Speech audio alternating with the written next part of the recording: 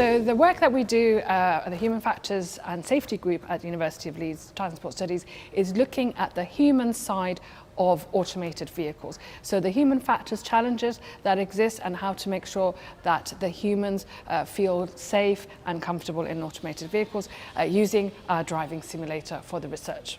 The exciting thing about Humandrive project is actually a very innovative research project. So we're looking at really motioning and changing the vehicle control models that we'll be including in the vehicles. And that means that we're really at the edge of science with this. One of the biggest challenges of the Humandrive project, which is actually the biggest project we've had at Leeds looking at human factors of automated vehicles, is that we are right at the edge of the science and the innovation in this area, looking at comfortable motion controllers for automated vehicles. So at the moment, one of the challenges around automated vehicles is just making sure that the technology works everywhere under all road conditions or under all weather conditions.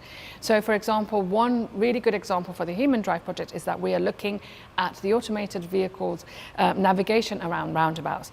How is that achieved by a vehicle? How is that then managed with respect to interaction with other vehicles?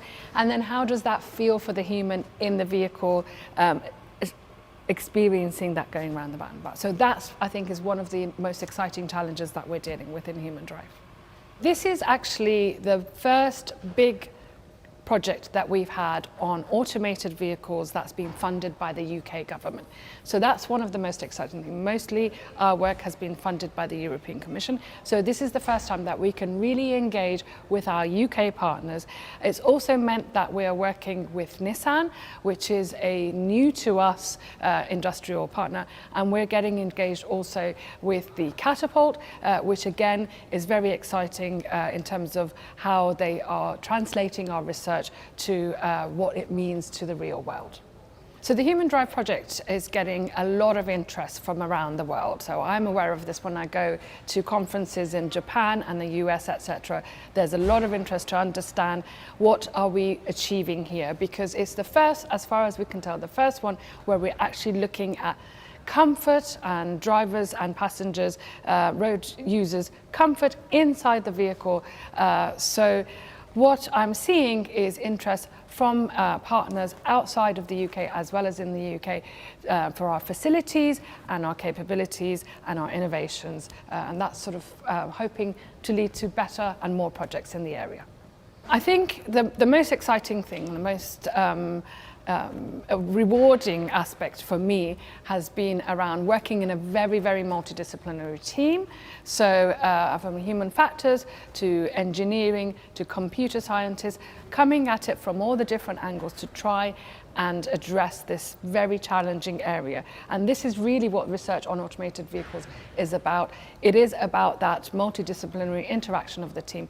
We have a fantastic team of people working in Leeds and also as part of the entire consortium, addressing the questions that are relevant to the UK and users around the world. At the moment, automated vehicles work on very machine-like controllers. So when you're sitting in a level 2, level 3 automated vehicle being driven around, it basically feels quite clunky. So when you're going around curves or you're having to stop, it's not like we stop on the road and it's not very human-like. So that's what's fascinating and exciting about Humandrive, because we will make the controllers of the vehicle more comfortable, more human-like, so that it feels nicer to be in these automated vehicles, especially when they're coming to a stop or going around sharp curves, etc. The SAE levels of automation go up to level 5, and that's basically everything everywhere. And I think that's very far away, maybe about 50 years away. But there's a lot of effort being put on developing automated vehicles which are around level 2, level 3 to level 4. And I think that's more like 10, 15 years away.